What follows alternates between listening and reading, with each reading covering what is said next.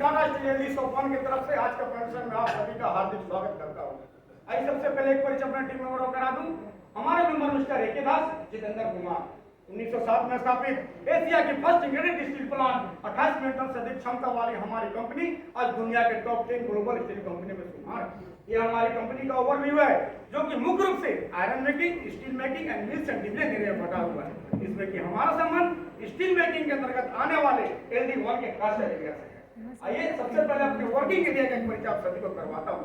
Cross करने द्वारा polish hot metre torpedo के द्वारा लेकर एलडी कन्वर्टर अर्थात मिक्सर में चार्ज करते हैं। यहाँ पर ऑक्सीजन क्लोरिंग पद्धति के द्वारा मोल्टेन आयरन को स्टील में कन्वर्ट किया जाता है। तत्पश्चात यह स्टील पुनः लेडल के द्वारा लेडल फर्नेस अर्थात एरप में पहुंचाया जाता है, जहाँ पर इसको फाइन ट्यूनिंग करके कास्टर बन जाते हैं और यही कास्टर हमारा वर्किंग एरिया है। प्रॉब्लम आइडेंटिफिकेशन के लिए हमने steel logbook, mechanical logbook, customer feedback और एपीआई ट्रैकर का सहारा लिया। कुल 56 समस्याएं उभरकर हमारे सामने आई, जिसे हमने 3 कैटेगरी ए, बी और सी में बांटा। ए कैटेगरी में आई समस्या का समाधान हम स्वयं करते हैं, बी कैटेगरी में आई समस्या के समाधान के लिए अदर एजेंसी की आवश्यकता होती है और सी कैटेगरी में आई समस्या के समाधान के लिए मैनेजमेंट सेक्शन की आवश्यकता होती है। ए कैटेगरी में आई ऐसे 18 समस्याओं को लेकर हमारी टीम आगे बढ़ी। सबसे पहले PQCDSM के आधार पर उसका एनालिसिस किया, कॉस्ट के आधार पर उसके इम्पैक्ट का अध्ययन किया और जब उसे पाई चार्ट में एनालाइज किया तो प्रायोरिटी के आधार पर हमारे विभागीय गोल और कंपनी विजन को ध्यान में रखते हुए हमारी आज की प्रवृत्ति है to reduce the defective billet generation in CC2। यह हमारा कास्टर का ओवरव्यू है। सबसे ऊपर लिक्विड स्टील से भरा लेडल करंट आर्म को ऊपर आज बैठा जाता है, जहाँ से लिक्विड स्टील कंडिस कार को रखे कंडिस में गिरता है और वहां से फिर मोल्ड में जाता है। यहाँ पर मोल्डन स्टील को एक सॉलिड शेप प्रदान किया जाता है जिसे हम बिलेट कहते हैं। तत्पश्चात यह बिलेट कूलिंग चैम्बर होता हुआ withdrawal, TRT, RRT, DRT QC bed होता हुआ हमारे शिपिंग यार्ड तक पहुंचता है। डिफाइनिंग द प्रॉब्लम के अंतर्गत सर्वप्रथम हम लोगों ने बिलेट के क्वालिटी का इंस्पेक्शन किया। इसके अंतर्गत हम लोगों ने बिलेट में IDD, slag patch, flow hole, band billet आदि का अध्ययन किया और इन कारणों से होने वाले डिले का डाटा कलेक्ट किया और जब उसे पैरामीटर चार्ट में एनालाइज किया तो मुख्य 2 कारण उभरकर हमारे सामने आए। बिलेट में IDD का होना, बिलेट में क्रैक और स्लैग पैच का आना। वैसे तो कंटिन्यूअस कास्टिंग की प्रक्रिया इसी तरह सुचारू से चलनी चाहिए, लेकिन अगर किसी कारण भी अगर बिलेट के क्वालिटी इंस्पेक्शन में हमारा बिलेट रिजेक्ट होता है तो हमको कस्टमर में प्रॉब्लम हो जाता है और इसका फलस्वरूप production quality safety delivery group में सब सारे लॉसेस मिलते हैं। अब आइए अपने इस IDD की समस्या को थोड़ा और करीब से जानने का प्रयास करते हैं। शिपिंग यार्ड में बिलेट के पहुंचने के बाद उसके कॉर्नर टू कॉर्नर डिस्टेंस को 3 जगहों पर मेजर किया जाता है और यदि यह डायगोनल डिफरेंस निर्धारित सीमा से बढ़ जाए तो IDD की समस्या उत्पन्न हो जाती है और यह डिफेक्टिव बिलेट हमारे रोलिंग मिल तक पहुंचता है तो हमें इन समस्याओं का सामना करना पड़ता है। बिलेट डिफेक्शन के 1 साल में हम लोगों ने डाटा कलेक्ट किया जिसे लाइन ग्राफ के माध्यम से आपके सामने दर्शाया गया। साथियों, सबसे पहले हम लोगों ने इसके लिए गोल सेटअप किया कि अपनी IDD की समस्या को 80% तक कम करेंगे। अपने सारे एक्टिविटी को हम लोगों ने प्रॉपर ढंग से प्लान किया एवं उसका फीसनोट डायग्राम भी बनाया। इतना ही नहीं, प्रभुल कॉस्ट का पता लगाने के लिए हमने वाई पद्धति का भी सहारा लिया। जैसे कि CC2 में IDD की समस्या है, क्यों बिलेट का कूलिंग इम्प्रॉपर था, क्यों कूलिंग अनइवन था, क्यों लो फ्लो की समस्या थी, क्यों सेकेंडरी कूलिंग का इशू था और इस तरह ये 5 प्रभुल कॉस्ट उभरकर हमारे सामने आया। प्रोबेबल कॉस्ट मिलने के पश्चात हम लोगों ने पुनः डिले का डाटा कलेक्ट किया और जब उसे पैरामीटर चार्ट में एनालाइज किया तो 3 वाइटल की उभरकर हमारे सामने आए। सेकेंडरी कूलिंग का इशू होना, प्राइमरी कूलिंग का इशू होना, मोल्ड असेंबली का इशू होना।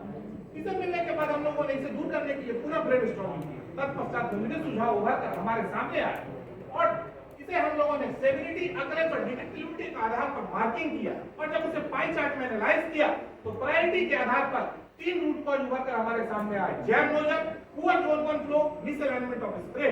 अब आइए अपने पहले रूट कॉज को समझने का प्रयास करते हैं। ये हमारा सेकेंडरी कूलिंग का वाटर सर्किट है जो कि मुख्य रूप से 4 जोन में बटा होता है। प्रत्येक जोन में बिलेट को कूल करने के लिए स्प्रे हेडर लगे होते हैं।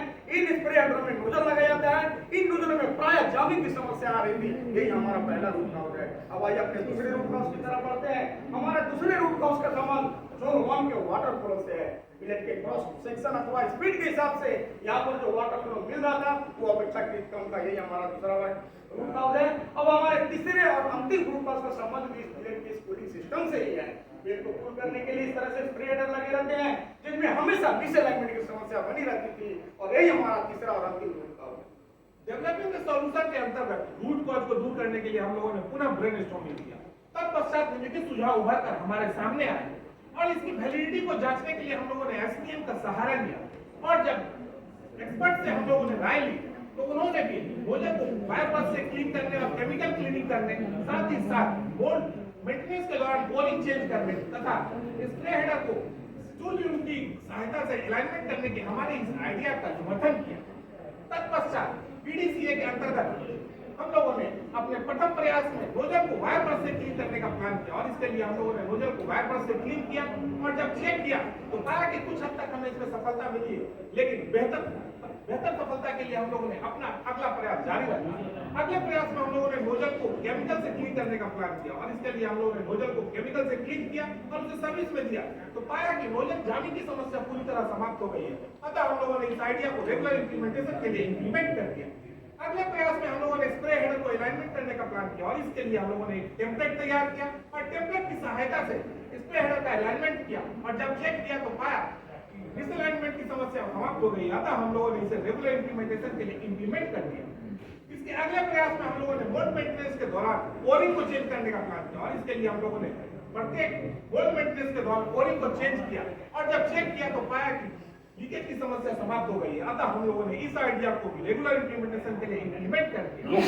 अपने अगले प्रयास में हम लोगों ने नोजल और हेडर के स्प्रे एंगल को चेक करने के लिए एक टेस्टिंग स्टैंड बनाने का सोचा और इसके लिए हम लोगों ने एक टेस्टिंग स्टैंड बनाया और टेस्टिंग स्टैंड में चेक करने के पश्चात ही नोजल और हेडर को फिक्स करते हैं। मैंने चेक किया तो इसमें भी हमें आसानी सफलता मिली है। हम लोगों ने इस आइडिया को भी रेगुलर इंप्लीमेंटेशन के लिए इंप्लीमेंट कर दिया। करीब 1 महीने के डाटा कलेक्शन के बाद हम लोगों ने पाया कि हमारी जो पहली समस्या जो वन फ्लो की थी उसमें कुछ आसान और रिजल्ट हमें नहीं मिल रहा है, लेकिन हमारी दूसरी और तीसरी समस्या शाम को जो मिसअलाइनमेंट और स्प्रे हेडर में थी वो बिल्कुल समाप्त हो गई थी।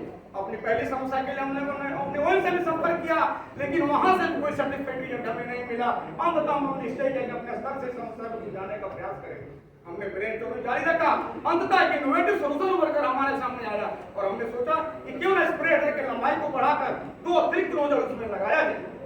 एमओसी के तहत मैनेजमेंट से अप्रूवल मिलने के पश्चात अपने अगले प्रयास में हम लोगों ने स्प्रे हेडर को मॉडिफिकेशन करने का सोचा और इसके लिए हम लोगों ने स्प्रे हेडर की लंबाई को बढ़ाया और उसमें 2 अतिरिक्त नोजल लगाया और जब उसे सर्विस में दिया तो पाया कि फ्लो की समस्या भी पूरी तरह समाप्त हो गई है। अतः हम लोगों ने इसे रेगुलर इंप्लीमेंटेशन के लिए इंप्लीमेंट कर दिया। इन सारे इंप्लीमेंटेशन के बाद एक चमत्कारी परिणाम उभरकर हमारे सामने आया और जुलाई 22 से लेकर अप्रैल 24 के बीच में कोई भी CC2 में हाइड्रोजन की समस्या नहीं हुई है और न ही हमें इसके लिए कोई डिले भी मिला। साथियों, आपको याद होगा ना कि प्रेजेंटेशन की शुरुआत में हम लोगों ने गोल का निर्धारण किया था कि अपनी हाइड्रोजन की समस्या 80% तक कम करेंगे। मैं अपने साथियों के साथ अपने नौजवानों को सोच करता हूँ कि हम 100% अपने गोल को पाने में कामयाब हैं। प्रत्यक्ष लाभ के रूप में जहां हमें 136 लाख रुपए की बचत हुई है, वहीं अप्रत्यक्ष लाभ के रूप में हमारा मोरल बूस्टअप हुआ है। कस्टमर के बीच हमारी सहभागिता बढ़ी है, सेफ और हेल्दी वातावरण तैयार हुआ है। साथ ही साथ इस आइडिया को इंप्लीमेंट करने के पश्चात हमारे विभागीय प्रमुख से प्रशंसा पत्र भी प्राप्त हुए हैं, जो कि आपके सामने है। होल्डिंग द गेम के तहत हम लोगों ने स्प्रे हेडर का नया ड्राइंग डेवलप कराया है। इस आइडिया का एमओसी के साथ अप्रूव किया गया है, इसका पैटेंट लॉन्च किया है, नया एसओपी तैयार किया है। साथ ही इस एसओपी के आधार पर आदमियों में ट्रेनिंग की व्यवस्था की है। नॉलेज मैनेजमेंट साइट में हमने इस आइडिया का नॉलेज शेयर किया है। धन्यवाद।